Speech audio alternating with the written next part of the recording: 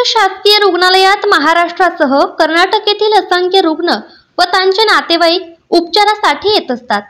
पण या ठिकाणी डॉक्टर व रुग्णालयातील स्टाफ वेळेवर कामावर येत नाही।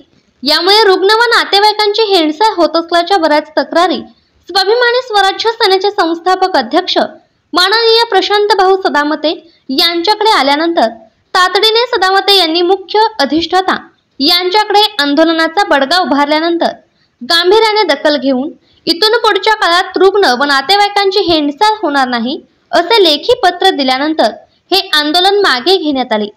स्वाभिमानी स्वराज्य सेना ही नेहमीच वंचित बहुजन अन्यायग्रस्त लोकांच्यासाठी अहोरात्र झटणारी संघटना म्हणून महाराष्ट्रात एक आगळ्या वेगळ्या प्रकारची ओळख आहे।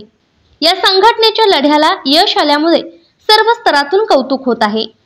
आज स्वाभिमानी स्वराज्य सेनेच्या वतीनं पद्मभूषण डॉक्टर वसंतदादा पाटील शासकीय रुग्णालय सांगली तसेच मिरज वैद्यकीय महाविद्यालय व शासकीय रुग्णालय मिरजचे मुख्य अधिष्ठाता यांना भेटून आम्ही निवेदन दिलेलं आहे। आमच्याकडं वारंवार तक्रारी येत आहेत की इथला तज्ज्ञ डॉक्टर असतील किंवा रुग्णालयातील स्टाफ असेल हे कामावरती वेळेत हजर राहत नाहीत, त्यामुळं रुग्णांची हेळसांड होताना आम्हाला दिसत आहे। या ठिकाणी सांगली व सांगली जिल्ह्यातून सांगली जिल्ह्याच्या बाहेरून व लगतच कर्नाटक जे राज्य आहे तिथून देखील या ठिकाणी उपचार घेण्यासाठी रुग्ण येत असतात।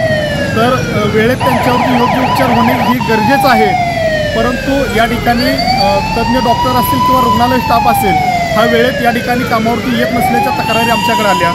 तसेच रुग्णांना या ठिकाणी ब्लँकेट दिले जात नाही।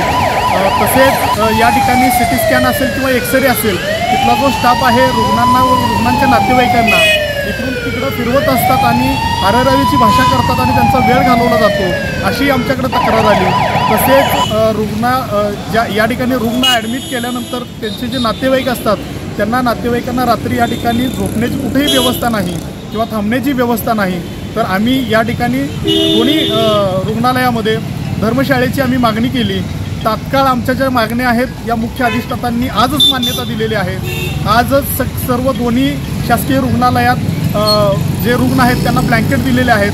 जे कर्मचारी अथवा तज्ज्ञ डॉक्टर कामावरती वेळेवर हजर होत नाहीत त्यांच्यावरती कठोर कारवाई करण्याचं आम्हाला आश्वासन दिलेलं आहे। त्याचबरोबर जे रुग्णांचे नातेवाईक आहेत त्यांच्यासाठी रात्री झोपण्यासाठी या ठिकाणी धर्मशाळेची देखील त्यांनी व्यवस्था केलेली आहे। आणि जर कोण इथले कर्मचारी किंवा रुग्णालय स्टाफ असेल जर कर्तव्यात कसूर करत असतील तर त्यांच्यावरती कारवाई करण्याचं आम्हाला आश्वासन दिलेलं आहे। त्यामुळं आम्ही स्वाभिमानी स्वराज्य सेनेच्या वतीनं आमच्या ज्या मागण्या आहेत त्या तात्काळ मान्य केल्यामुळे रुग्णालय प्रशासन व मुख्य अधिष्ठाता यांचा आम्ही आभार मानतो। येणाऱ्या काळात जर आम्हाला अशाच पद्धतीनं तक्रारी येत असतील तर आम्हाला आंदोलन केल्याशिवाय पर्याय राहणार नाही असा या निमित्ताने इशारा देतो।